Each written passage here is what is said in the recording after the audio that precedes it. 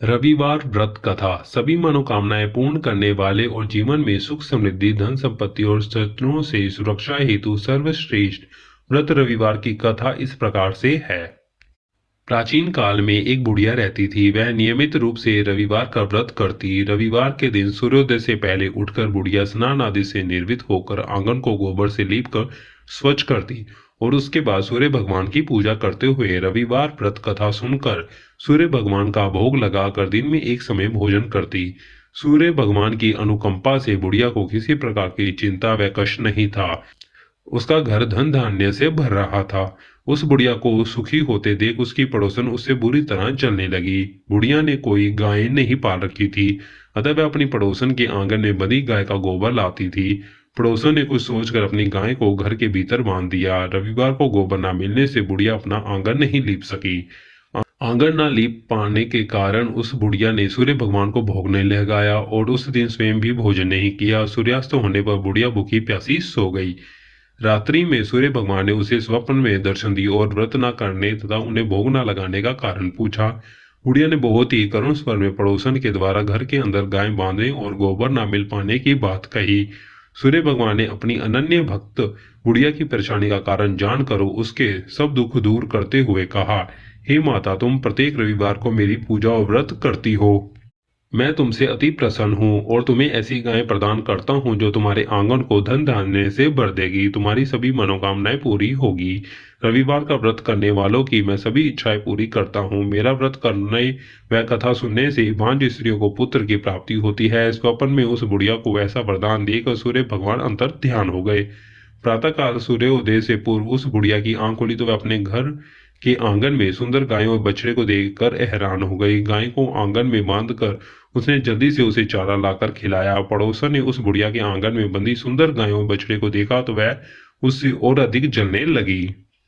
तभी गाय ने सोने का गोबर किया। गोबर को देखते ही पड़ोसन की आंखें फट गई।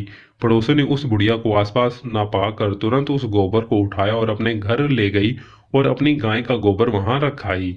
सोने के गोबर से पड़ोसन कुछ ही दिनों में धनवान हो गई। गाय प्रतिदिन सूर्योदय से पूर्व सोने का गोबर किया करती थी और बुढ़िया के उठने के पहले पड़ोसन उस गोबर को उठाकर ले जाती थी।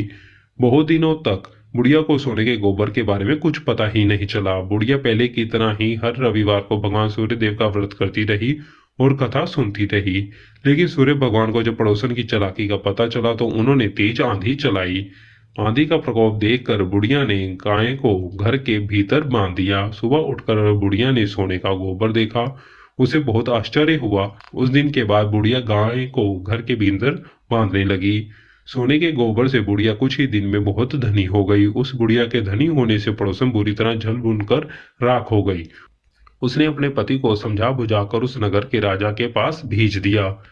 राजा को जब बुढ़िया के पास सोने के गोबर देने वाली गाय के बारे में पता चला तो उसने अपने सैनिक भेजकर बुढ़िया की गाय लाने का आदेश दिया। सैनिक उस बुढ़िया के घर पहुंचे। उस समय बुढ़िया सूर्य भगवान को भोग लगाकर स्वयं भोजन ग्रहण करने वाली थी।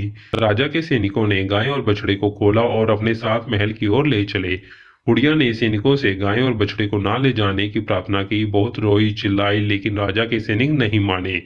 गाय व बछड़े के चले जाने से बुढ़िया को बहुत दुख हुआ। उस दिन उसने कुछ नहीं खाया और सारी रात सूर्य भगवान से गाय व बछड़े को लौटाने के लिए प्रार्थना करती रही। सुंदर गाय को देखकर राजा बहुत खुश हुआ।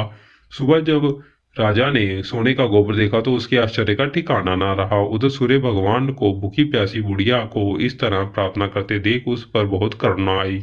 उसी रात सूर्य भगवान ने राजा को स्वप्न में कहा, राजन, बुढ़िया की गाय व बछड़ा तुरंत लौटा दो, नहीं तो वो तुम पर विपत्तियों का पहाड़ टूट पड़ेगा, तुम्हारा महल नष्ट हो जाएगा। सूर्य भगवान ने स्वप्न से बुरी तरह भयभीत राजा ने प्रातः उठते ही गाय और बछड़ा बुढ़िया को लौटा दिया। राजा ने बहुत सा धन देकर बुढ़िया से अपनी गलती के लिए क्षमा मांगी। राजा ने पड़ोसन और उसके पति को उनकी इस दुष्टता के लिए दंड दिया।